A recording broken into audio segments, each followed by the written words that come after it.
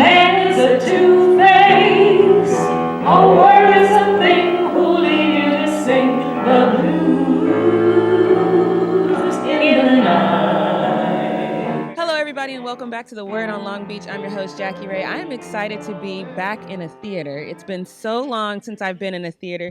You hear all that theater energy behind me. It's a beautiful thing to be back. I am here with Karole Foreman. She is an actress. You've been an actress for a long time. Girl, a long time. So we're going to tell you about the play. But first, I just want to tell everybody a little bit about you. I was reading your bio, and the first thing that caught my eye might sound a little weird, but you were born with 2 teeth. Where did I put that? Yeah, girl. That's what my mom said. She's like, it's a bottle for her. Right. It's a bottle for her. And a head full of hair, and I came out screaming at the top of my lungs. So tell me a little bit about growing up before you actually dove into acting. Did you know very early on that this is what you wanted to do? No.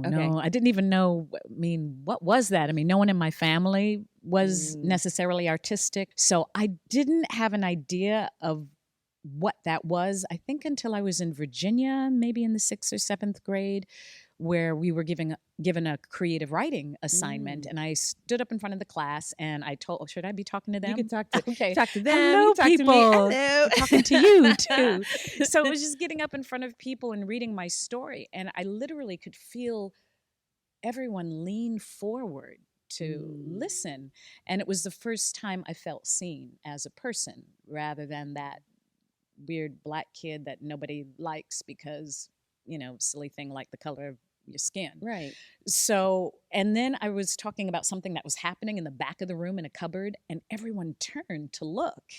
And it was so powerful. But it was really astonishing to me that a story or something that I could create in my imagination could affect people in that way. And of course, being affected by people and reading about Black entertainers were so inspiring to me because they, in a weird way, they got to escape racism. They got to escape poverty. They got to escape whatever circumstances it seemed that were kind of in their way of really expressing the full potential of their humanity, I guess, is what I'm trying to say. So that was kind of my first taste of an audience and what that felt like to be received by other people.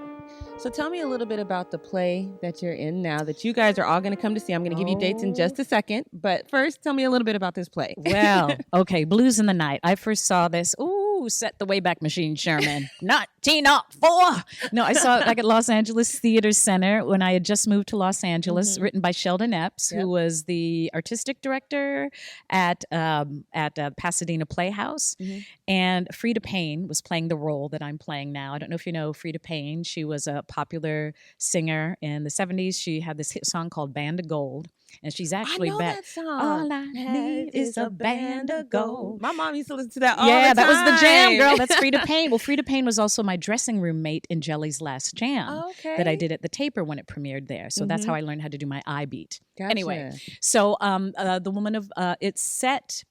Sheldon had set up in the 30s in kind of a slightly, I wouldn't say run-down hotel, but once former elegance. It's now pretty aging. A lot of these people are performers off the road at the time. They were working with the Theater Owners Booking Association, who booked a lot of Black entertainers on the road during that time, during Jim Crow.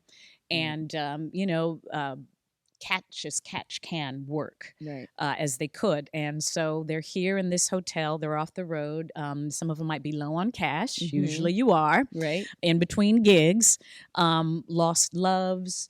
Not being where they want to be in life socially. And it's really an examination of the blues and blues music. So it's celebrating culture of Black music from Bessie Smith to the songs that Billie Holiday made popular, all of these standards, everything that everybody's sampling these days. Right. I mean, these are our pioneers. Yeah. And we don't, in our community, our way of dealing with depression, we didn't have counselors, we didn't have Prozac. So, music was our way out. We talk about having the blues. We don't say, well, we had clinical depression. Right.